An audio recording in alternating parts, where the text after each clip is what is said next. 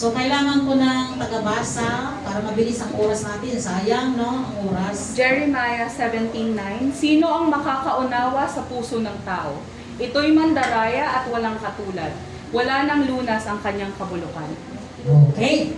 So, ang sabi dyan, napakaliwanag na ang puso ng tao ay mandaraya, naghigit kaysa lahat ng bagay at totoong masama. Sino makaalam? Amen. Kaya nga yung mga nilalaman ng puso natin, Diyos lang nakakaalam nito, mga kapatid.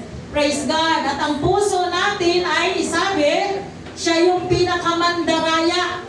Yan. Kaya ingatan natin ang ating mga puso kasi minsan niluluko tayo na hindi natin nalalaman yung pala, mga kapatid, naloko na pala tayo ng ating mga puso. Amen. Praise God. How we deceiving ourselves? Number one, mga kapatid, by pride. Yan, nadideceive tayo sa ating mga pride. Nadadaya tayo ng ating mga pride. Ang fried chicken, mga kapatid, kinakain yan. Amen. Nilulunok ko. Hallelujah. Basa tayo, Obadiah chapter 1 verse 3. Obadiah chapter 1 verse 3.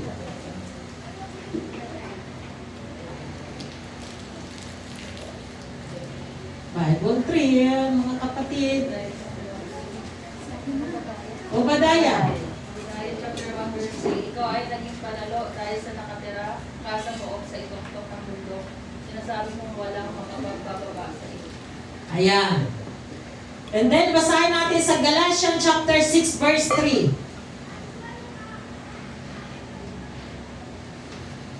6:3. Yeah. Sapagkat kung ang sinuman ay nag-aakala na siya'y may kabuluhan, bagaman siya ay walang kabuluhan, ang kanyang sarili ang dinadaya niya. Correct. Maliwanag. Amen? So, kapag iniisip ng isang tao na mas mataas siya kaysa sa iba, nililin lang lamang niya ang kanyang sarili. Yan. Kaya iingatan natin, mga kapatid, dahil yung pride natin, hallelujah, alam niyo, napakahirap pag pinag-usapan natin yung pride, mga kapatid, no? Ito po ay napakahirap tanggapin, no? Ibig sabihin, mga kapatid, ito ay ayaw magpasaway. Amen? Yung pride, mga kapatid, ayaw niya na siya ay nakokorek, natuturuan. Praise God. At mahirap, mga kapatid, praise God, na ang ating mga pride, kapag ito ang pinapairal natin, ito po ay hindi tumatanggap ng mga salita ng ating Panginoon kasi ang katwiran niyan, marunong na ako, may alam na ako, di ko na kailangan ang mga salita ng Diyos. So ito, mga kapatid, mag-iingat tayo kapag ganito ang nagiging ugali natin. No, kasi pride po yan. Ang tao na kailangan ng kapunuan, kahit puno na yan, nagpapakumbaba pa rin yan, yung kanyang pride, ibinababa pa rin. Kasi gusto niyang mapunuan ang mapunuan. Amen? Gusto niya magkaroon pa ng karunungan ng salita ng ating Panginoon.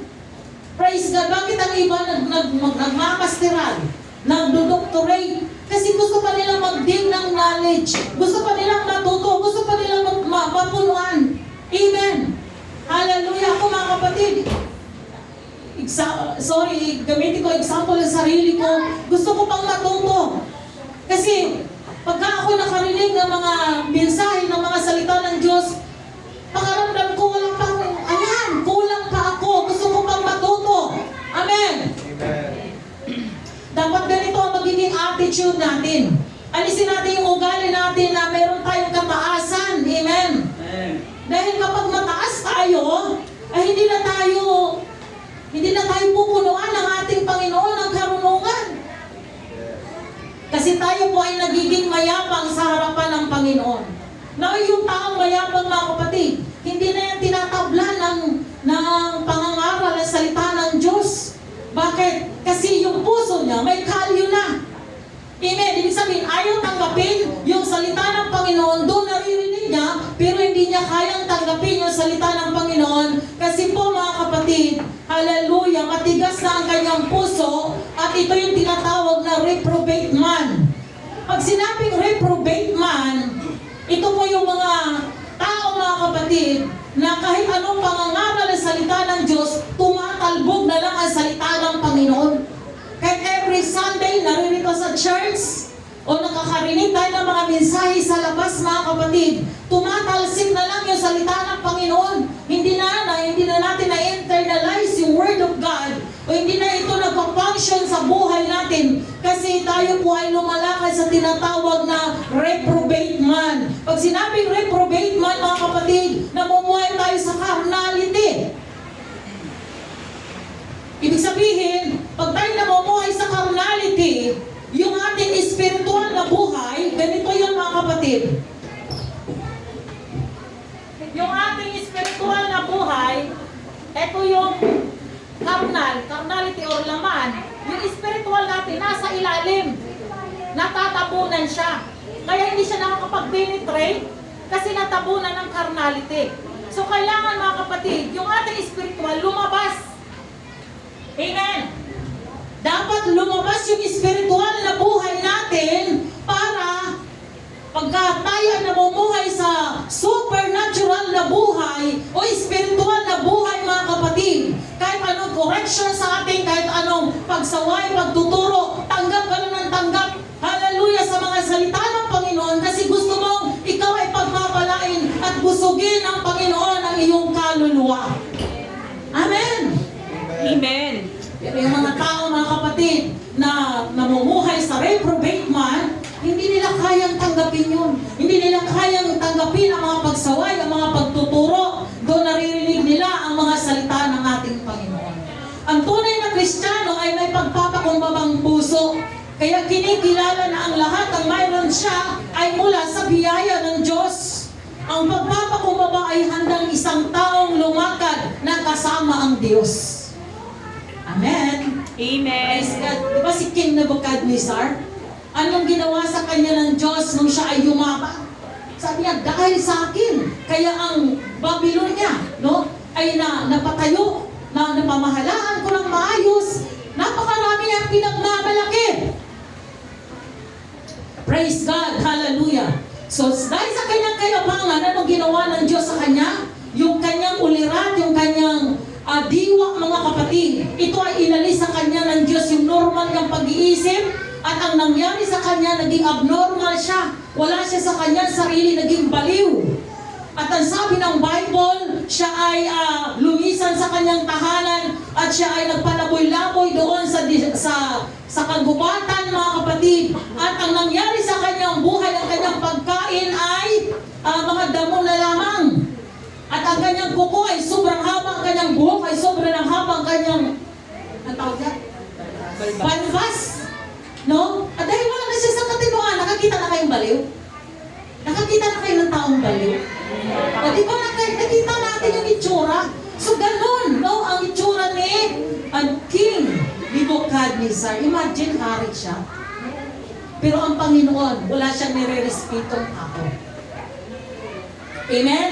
Kahit sino pa tayo, ano man ang ating estado sa buhay, ano man ang kalagayan natin sa buhay, mga kapatid. Hallelujah! Hindi po yan tinitingnan ng ating Panginoon. Ang mahalaga sa Diyos, meron tayong puso mapagkumbaba at mapagpasako sa kalooban ng ating Panginoon. Kaya kung ano mayroong position tayo, huwag po natin ito ipagyayabang. Dahil hindi naman ito galing sa atin, galing sa Diyos. Amen? Yung buhay mo, kung anong mayroon kang tinatangkilik ngayon, yan po ay galing sa Diyos at dapat mong pasalamatan ng ating Panginoon. Lahat ng nakikinig, say praise the Lord. Praise the Lord. Huwag kayo nakikinig, bawal ang daldalan. Amen? Mga estudyante? Amen. Hallelujah! So, ang bayan ni Libby, mga kapatid, no, kung atin silang titingnan, ang mga tao doon ay sobrang sama. Mga kriminal, mga halang ang kaluluwa ng mga tao doon sa lugar ng Nineveh. Praise God. Pero, tingnan natin yung pangyayari, mga kapatid. Nung nangaral doon si Jonah, si Prophet Jonah, mga tao doon, mga mapapride, na sobrang sama. Pero nung nangaral si Jonah, mga kapatid, ang lahat ng tao doon mula sa hari hanggang sa kalitliitang tao, sila po ay nagpakumbaba at nagsisi sa harapan ng ating Panginoon. Ibig sabihin, kahit gaano pa masama. Kapag ang puso natin ay merong humbleness, praise God, tayo po ay patatawarin ng ating Panginoon at pagpapalain niya ang mga buhay natin. Amen. Praise God. Hallelujah. So, kahit gaano tayo kapasaway, amen? Kahit gaano tayo mga kapatid hindi po tayo mga kapatid talagang totally pa nakakasunod sa kagustuhan ng Panginoon, pero kung may puso tayo mapagkumbaba, may puso tayo mga kapatid na repentance, amen, tayo po ay sasamahan at tutulungan ng Panginoon na hallelujah, matanggap natin ang mga pagpapala ng ating Diyos. Praise God. Pangalawa mga kapatid, how we deceiving ourselves. Number 2, by worldly wisdom. Basa tayo. 1 Corinthians chapter 3, 18 to 19.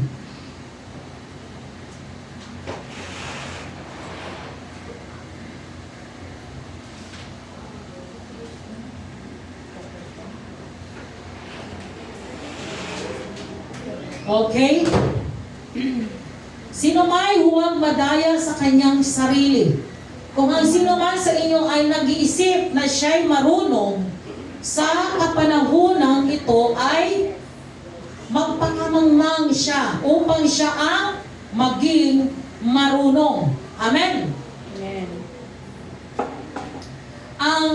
Ang worldly wisdom, mga kapatid, ito yung tinatawag na head knowledge o makalupang kaisipan o karunungan. Hallelujah. Ito po yung may tinatawag na demonic wisdom. Bakit mga kapatid? Bakit demonic wisdom? Alam mo yan, yung salita ng Diyos, tinitwist. Diba? Tinitwist. Ano sa Tagalog ang twist? Binabaliktad. Diba? Binabaliktad yung salita ng Diyos. Kayo ba papayag kayo na galing kayo sa unggoy? Siyempre hindi, diba? Sabi ng Bible, nilalang tayo ng Diyos. Amen. Pero ang katuruan ng mundo, ano? Nag-ibo.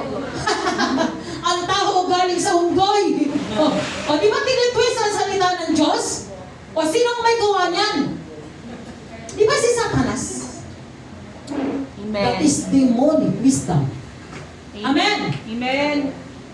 Praise God. Siyempre hindi tayo papayag na galing tayo sa unggoy dahil maliwanag ang sinasabi ng Biblia, tayo ay kinuha sa putik at inormang tayong tao at hiningahan tayo ang ating ilong para maging kaluluwang may buhay. Amen. Pero ang katuruan ng mundo ay iba mga kapatid. Galing daw tayo sa unggoy. So mali ang katuruan ng sanglibutan. Kaya nga, ang karunungan ng Diyos ay kumakalaban mga kapatid sa katuruan ng sanglibutan. Amen? Ibig sabihin, hindi siya magkasundo, magkalaban. Ang karunungan ng sanglibutan at ang karunungan ng Diyos ay magkalaban, magkaaway. Kasi nga, hinahasikan ng dyablo ang kaisipan ng tao ng mali. Tinuturuan ka ng mali. Amen? Amen. Kaya mag-iingat tayo mga kapatid. Amen. Na baka may mga nagtuturo sa atin ng mali pagdating sa salita ng Diyos. Dapat lagi tayo nagbabasa ng salita ng Panginoon nang hindi tayo naluluko ng tao. Amen. Dahil ang karunungan ng tao mga kapatid, galing yan kay Satanas sa mundong ito. Kasi iba yung divine knowledge na galing sa Panginoon. Dahil pag meron tayong divine knowledge, nagtutuwid sa buhay natin, nagtuturo ng tama, at ang tao mga kapatid, nakakasunod ng naaayon sa kalooban ng ating Panginoon. Amen. Praise God. Kaya mag-iingat tayo. Kasi more on philosophy. Mga pilosopo ang mga tao sa mundo. Right? Amen. Tama, di ba? Ang mga tao ngayon, puro halos kapilosopuhan ang mga pinagsasabi laban sa ating Panginoon. So, ang karunungan sa sanglibutan na hindi tulad sa karunungan na nagmumula sa Diyos. Ang tunay na karunungan na nagmumula sa Diyos ay tunay na marunong at handang magpakumbaba, tanggapin ang salita ng Diyos at at magpasakop sa kanyang kalooban. Amen. Naunawaan po ba natin? Praise God. Hallelujah. Kaya ang sistema ng mundo, mga kapatid, huwag nating sang-ayunan. Yung trend ng mundo, huwag tayong sasangayon. Amen? Kasi nga tayo ay separated, apart. Tayo po ay inihiwalay na ng Panginoon sa maruming sanglibutan ito. Doon naririto tayo sa mundo, pero tayo mga kapatid ay nararapat tahakin natin ang landas na pinapatahak ng Diyos sa atin. Lalakad tayo na may karunungan na galing sa ating Panginoon. Amen. Huwag tayong lalakad sa silong ng langit na mangmang. Huwag tayong lalakad sa mundong ito ng mga unwise. So dapat maging wise tayo mga kapatid na hindi po tayo naiisahan ng ating kaaway. Kilala niyo ba kaaway niyo? Amen. Hindi yung kapitbahay mo. Hindi yung kapwa mo. Sino ang kaaway natin? Satanas. Si Satanas ang kaaway natin. Kaya mag-iingat tayo mga kapatid. Number 3, by careless hearing. No? Yung walang pag-iingat sa pakikinig. James chapter 1, 22 to 23.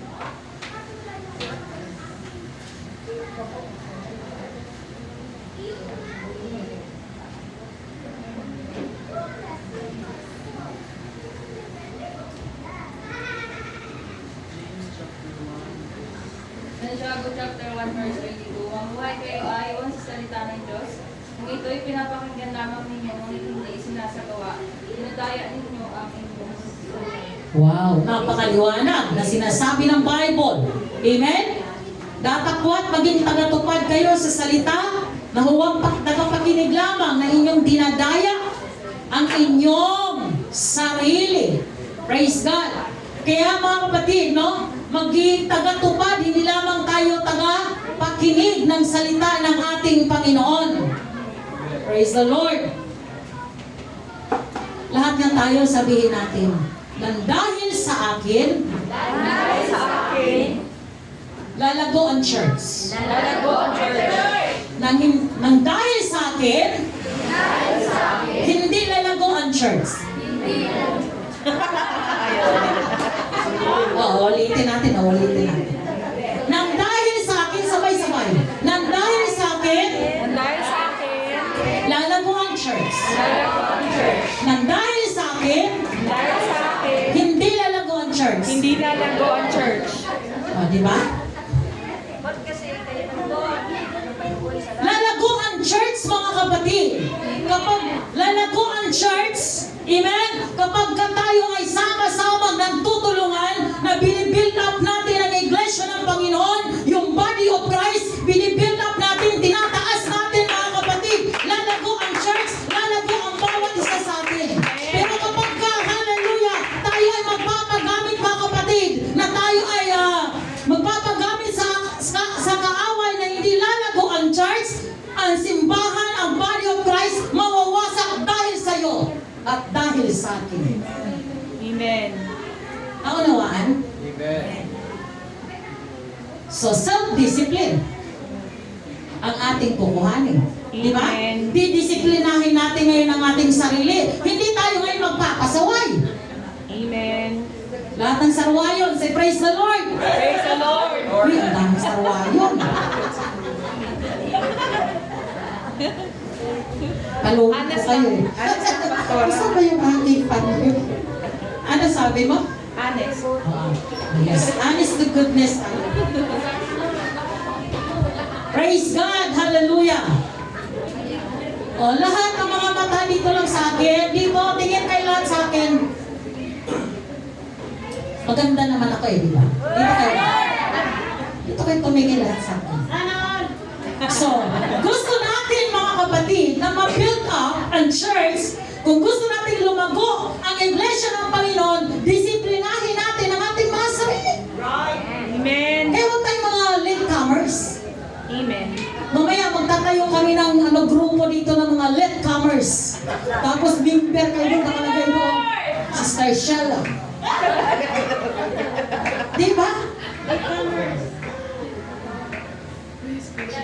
Praise God. So i-build up natin ang iglesia ng Panginoon na naayon sa kalooban ng Diyos. Magpagamit tayo para sa kalaguan ng iglesia ng Panginoon, ng body of Christ, because we are the body of Christ. Gusto niyo bang may quality kayo? Amen.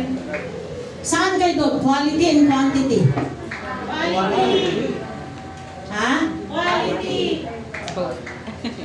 Aanhin natin ang quantity kung wala namang quality. Sabayan sila. Amen. Much better. Yes. Di ba? May quantity na, may quality pa.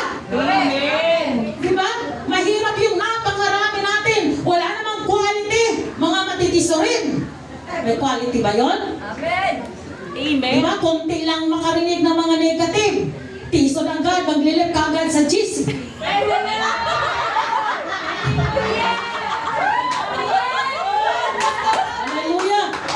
Di ba? Paano mo masabing may quality ka? Murmuring ka nga. Sige, reklamo, kunting diferensya lang. Gusto ka agad magkagatan, magsampunutan. Paano mo masasabing may quality tayo, mga kapatid? Diba? Gusto ko maging may quality tayong lahat dito. Gusto ng ating Panginoon. Amen? Amen. Alam niyo mga kapatid, hindi naman sa pagbubuhat ng bangko, ang Malailing Church, konti lang kami doon. Pero masasabi ko may quality. Amen. Tanungin niyo ako, bakit? Bakit? Bakit? Kasi mga kapatid, napakain namin kayong lahat na hindi sila nagre-reklamo. Di ba? Nung anniversary namin, may lechon pa kami. Amen. Walang pagre-reklamo, kainin. Pwede pa naman nagkakailin. Lechong Sa manok. sunod, mag-lecture kami ng ng kuyawan. Eh dito mga kapatid, pagdating ng mga event, pagdating ng mga Thanksgiving, pagdating ng anniversary, ang naririnig ko puro reklamo. Puro kasi mayaman naman na inin. Kami po, Di ba? Puro kayo reklamo mga kapatid pagdating sa mga handaan. Halos ayaw nyo maglabas ng pera ninyo. Hindi naman galing yan sa inyong pera na yan, galing yan sa Diyos. Kaya nga tayo binibigyan ng Panginoon para gamitin natin sa gawain. Huwag nating sarilinin yung mga blessing ng Panginoon. Amen. Hallelujah. Mamaya high blood na ako.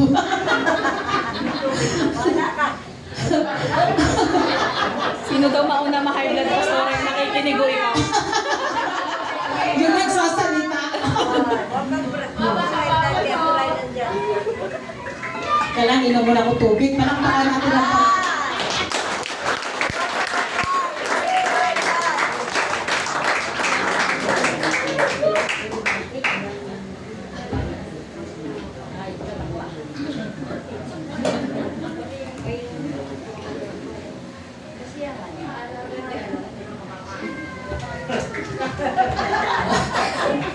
Okay, hallelujah.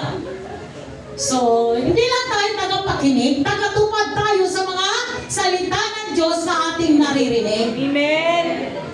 Tsaka huwag kayo magko-compare. Yung comparing to others. Kasi kung magko-compare tayo sa bawat isa, hindi naman tayo pare-parehas. Meron dito mga suplada, meron dito mababae, may mga chismosa, may mga... Diba? Gusto niyo bang i-compare ang sarili niyo sa iba? Siyempre hindi. Diba iba-iba ang ating temperament, mga kapatid? Kaya huwag kayo magko-compare. Huwag mo sabihin, ay si ano magaling. Ay doon ako, kay magaling siya.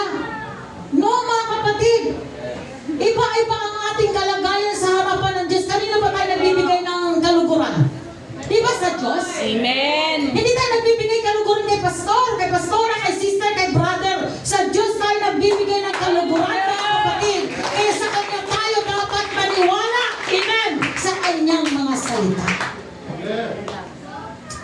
Praise God. Hallelujah. Kaya, huwag tayong maging sa sarili natin. Amen. No, huwag tayong magiging pabigat. The word pabigat. Yan. Maging blessing tayo sa church, Amen. sa family, sa mga magulang, sa kapitbahay, sa barangay, sa school. Maging pagpapala tayo mga kapatid. Right. Hallelujah. Amen ba? Amen. Praise God.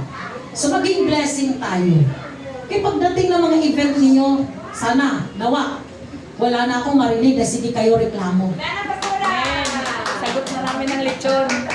Diba? Nawa, no mga kapatid, namumroblema kayo lagi sa mga handa. Magpaplak na lang kayo para walang problema. Lahat pa, ang daming pagkain, makakain tayong lahat. Amen. Namumroblema kayo, sino magluluto, saan kukunin yung budget. O, diba? Alam nyo kami malainin church. Purihin ang Panginoon. Parang-parehas naman tayo, hindi wala namang mayayaman. Parang-parehas naman tayo, pinagpala ng Panginoon. Amen? Amen. Pero nagpo-provide yung needs. Palakpakan natin ang Panginoon. Okay, number 4. Hallelujah. By self-righteousness. How we deceiving ourselves? By self-righteousness. 1 John 1:8.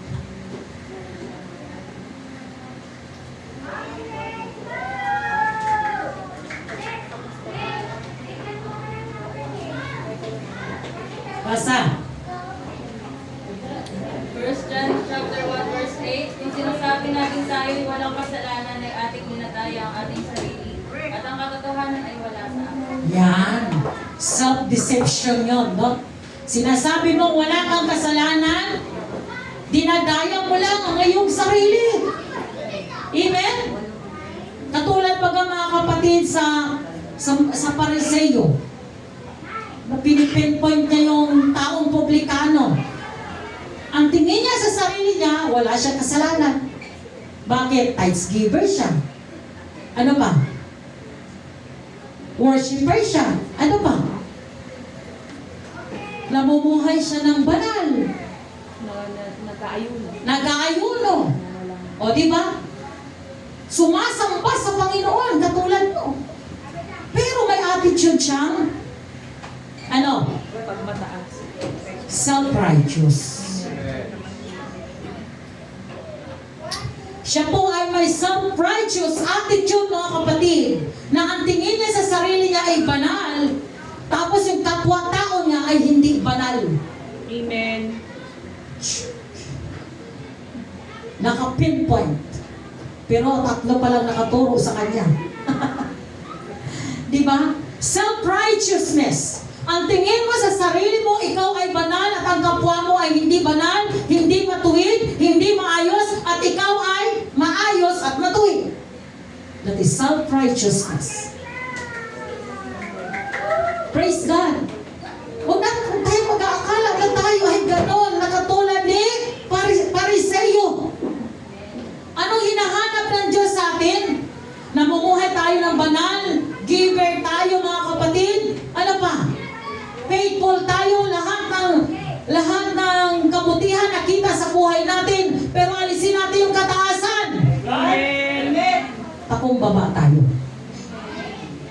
Amen? Lagi mong itapak ang paa mo sa ground. Kung ikaw ay pinagpala ng Diyos, kung ikaw ay gitaas ng Panginoon, gipromote ng Panginoon, lagi nating nakatumpok ang paa natin sa lupa. Huwag kang lumipad.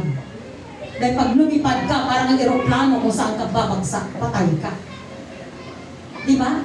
Mahirap na yung nasa taas ka, pag bumagsak, masakit. Tama, di ba? Amen. Bali lang, andun tayo sa mababa, bumagsak ka man, hindi ganun masakit. Right.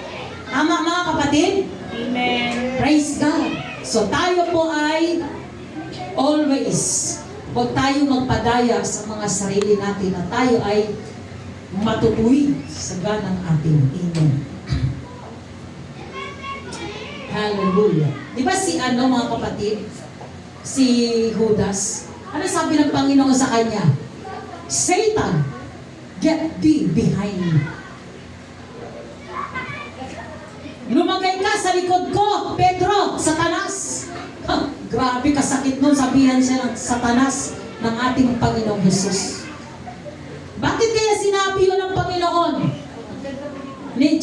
kay Peter pala, hindi Judas. No? Bakit sinabi ni Jesus yun kay Pedro, mga kapatid? Kasi tudutanggi siya eh. Hindi kita ipagkakaila, Panginoon. Hindi talaga, Panginoon. Hindi. 3 times, di ba? Sinabi yun. O, pero dumating yung panahon na hinudas niya rin ang ating Panginoon. Amen. Praise God.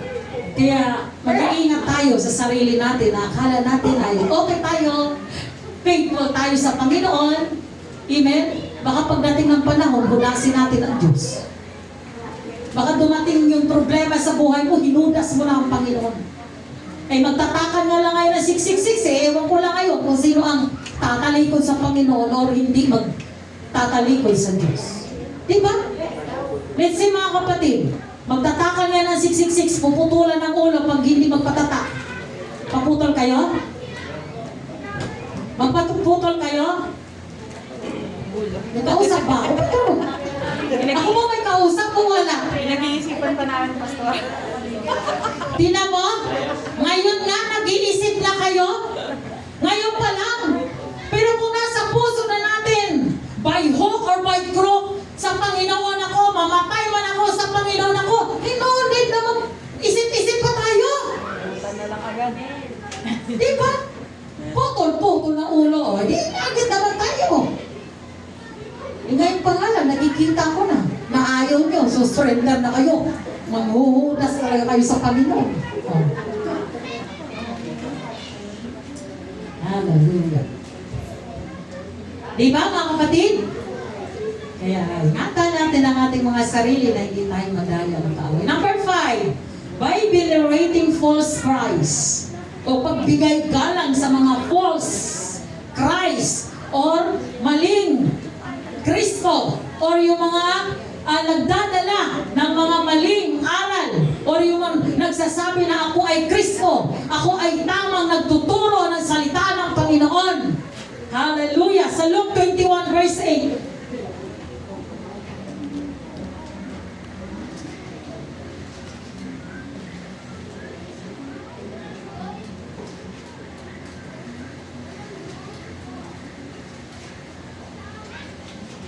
Basa.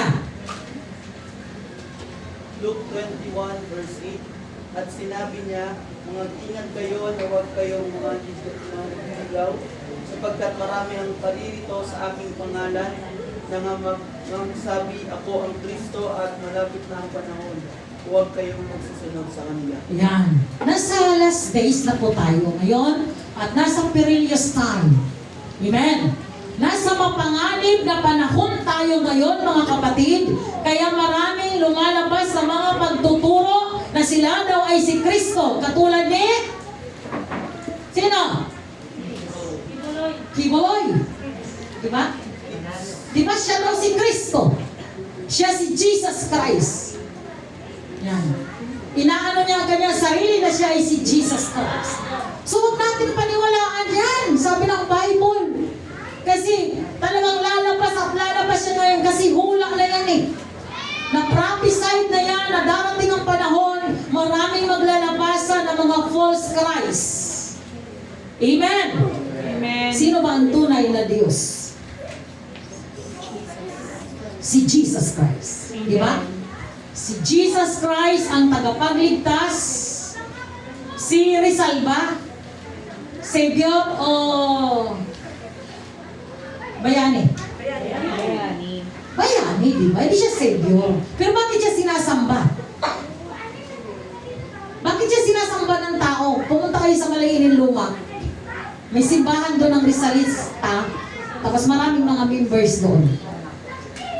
Meron akong nabaptize na member ng Rizalista, mga kapatid.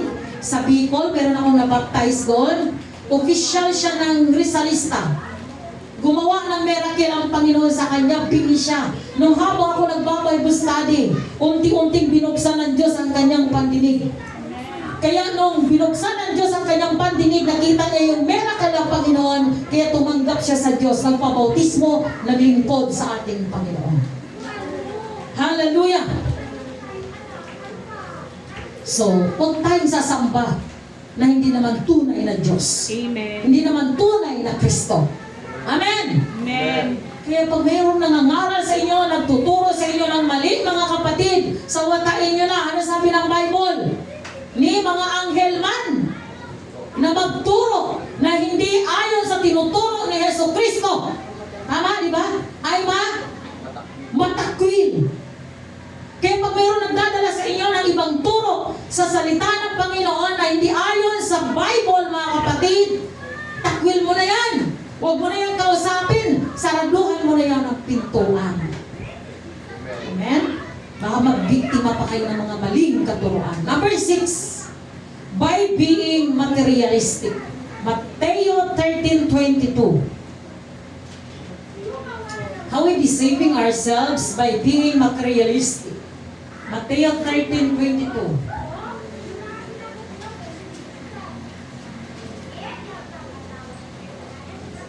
Matthew chapter 13 verse 22. At ang nahasik sa mabuting lupa ay siyang dumirinig at nakauunawa ng salita na siyang katotohanan nagbubunga, ang ilay tig-isang daan, ang ilay tig-60 at ang ilay tig-30. Grabe, ano?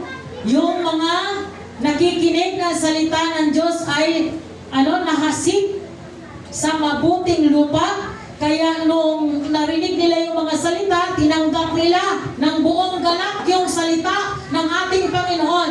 At nung nahasikan ang kanilang puso ng salita ng Diyos, ano nangyari? Naging fruitful. Nagbunga ng marami. Amen? Kaya pag ang puso natin ay good soil, magbubunga tayo ng maraming bunga. Bungang spiritual. Hallelujah. Hindi bungang araw, mga kapatid, ha? Bungang spiritual. Amen. Praise God. Kaya pagka tayo ay nagbubunga ng maraming pagbubunga, mga kapatid, praise the Lord. Ito yung panahon na kagamit-gamit tayo ng ating Panginoon. Kaya pag-pray ninyo ng iyong puso ay maging good soil. Pag-pray natin ang ating puso ay mabuting lupa para mahasikan ng salita ng Diyos. Sa bawat pakikinig natin sa salita ng Panginoon, hindi tayo madaya ni Satanas. Hindi tayo madaya ng Diablo. Amen. Kasi bakit punong-puno tayo ng salita ng ating Panginoon? Hindi tayo mangmang sa salita ng Diyos. Mahirap po yung nagdunong-dunongan ka, wala ka namang alam. Tama, di ba? Mahirap yun, magdunong-dunongan ka. Yung pala, ang katotohanan, bulat-latin, wala ka namang palang alam. So dapat, yung mga salita ng Diyos, tanggap lang tayo ng tanggap. Huwag mong i-resist, huwag mong i-reject. Tanggapin mo yung salita ng Panginoon. Darating ang tamang panahon, magagamit mo yung mga salita ng Diyos na narinig mo. Magagamit mo yan sa tamang panahon. Amen. Sabihin mo, ay hindi ko kailangan yung mga turo ni pastora ngayon kasi hindi ko naman kailangan yan sa sarili ko ngayon. Darating ang tamang panahon, pag kailangan mo rin ito, magagamit mo rin ang salita ng Panginoon na naririnig mo ngayon. Amen. Huwag natin i-reject, mga kapatid. Maging good soil tayo. Tanggap lang tayo ng tanggap para magbunga tayo. Praise God sa harapan ng ating Panginoon. Nang hindi tayo nadadaya ng Diablo.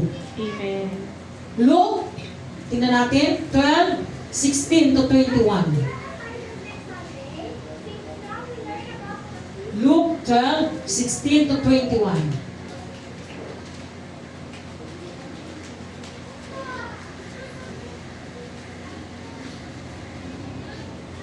Ipasa agad kasi yung oras natin. Luke chapter 12 verse 16. At nagsaysay siya sa kanila na isang talinghaga na sinasabi ang upay at ng isang taong mayaman ay namumunga ng sagana. At iniisip niya sa sarili na sinasabi, ano ang gagawin ko sapagkat wala akong mapaglalagyan ng aking mga inaning bunga? At sinabi niya, ito ang gagawin ko. Ititiba ko ang aking mga pangay at gagawa ko ng lalong malalaki. At doon ko ilalagay ang lahat ng aking butil at ang aking pag-aari. Verse 19. sasabihin ko sa aking kaluluwa. Kaluluwa, marami ka ng pag-aari na kapamalig para sa maraming taon. Mapaghinalay ka, kumain ka, uminom ka, magawa ka. Okay. Ito po yung lalaki, mga kapatid, since birth. Amen. Simula nang siya ay nagkaroon ng hanap buhay, wala na siyang ginawa kundi mag-ipon na mag-ipon na mag-impok na mag-impok ng kayamanan sa sanglibutan ito. Amen. So sabi dyan sa ating nabasa, wala na siyang mapaglagyan sa kanyang mga investment, sa kanyang kapirahan. Marami na siyang mga ari-arian. Ito yung tao, mga kapatid. Hello? Amen. Ito yung taong materialistic. Wala na siyang ginawa sa buhay, maghanap buhay, maghanap buhay, maghanap buhay araw at gabi, uti-uti. Wala nang tulog, dilagta ang mata sa kahanap buhay. At the end, patay. Di ba? Ito yung mga taong mga materialistic na walang panahon sa Diyos. Puro na lang pera, nagmumukha ng pera. Walang panahon sa gawain ng Panginoon. Walang panahon sa panalangin. Walang panahon sa pagsamba. Walang panahon, hallelujah, sa paglilingkod sa Diyos ng may katapatan. Mga kapatid, ito yung mga taong materialistic. Ano sabi ng Bible? Ano sabi ng pamagat natin? Dinadayak mo ang sarili mo. Niluluko mo lang ang sarili mo. Eh pag namatay ka nga eh. Di ba? Doon ka lang sa 2x2. May ilalagay. Na lupa, na kahon. 2x2. Tama ba? Engineer? Engineer dito. Di ba? 2x2 lang yung ano ng lupa. 6 feet under the ground. Hallelujah. Yung sinasabi ni Pastor na 6 feet below the ground, ito po yung nilibing. Nilibing ka sa 6 feet. Dahil pag inilibing ka sa 3 feet, pagdating ng baha, mangangamoy yun, mabaho. Kaya 6 feet below the ground. Ang tao pag nililibing. Amen. Amen. Praise God. Hallelujah. Kaya tayo mga kapatid, tandaan ninyo, ang blessing galing sa Panginoon. Amen? Hanap buhay ng hanap buhay. Ang blessing na yan ay galing sa Panginoon. Kaya tayong pagpalain ng Diyos, mga kapatid, kung uunahin natin ang ating Panginoon. Amen? Kung i-priority mo ang Diyos, kaya kang pagpalain ng ating Diyos. Amen.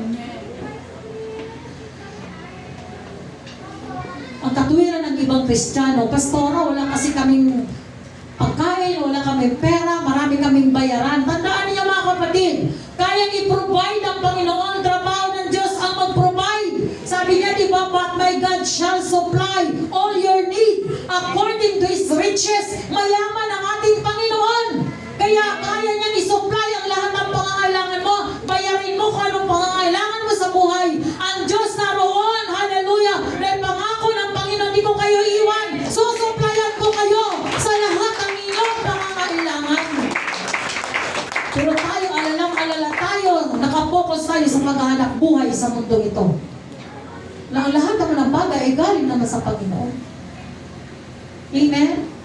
Praise God, mga kapatid. Lagi natin mauunahin ang Diyos. Last, by having unbridled tongue. Yan. Di lang walang pagpipigil. Mga chismosa. Yan. James, tingnan muna natin ang Bible. James chapter 3, 5 and 6. James chapter 3, 5 and 6.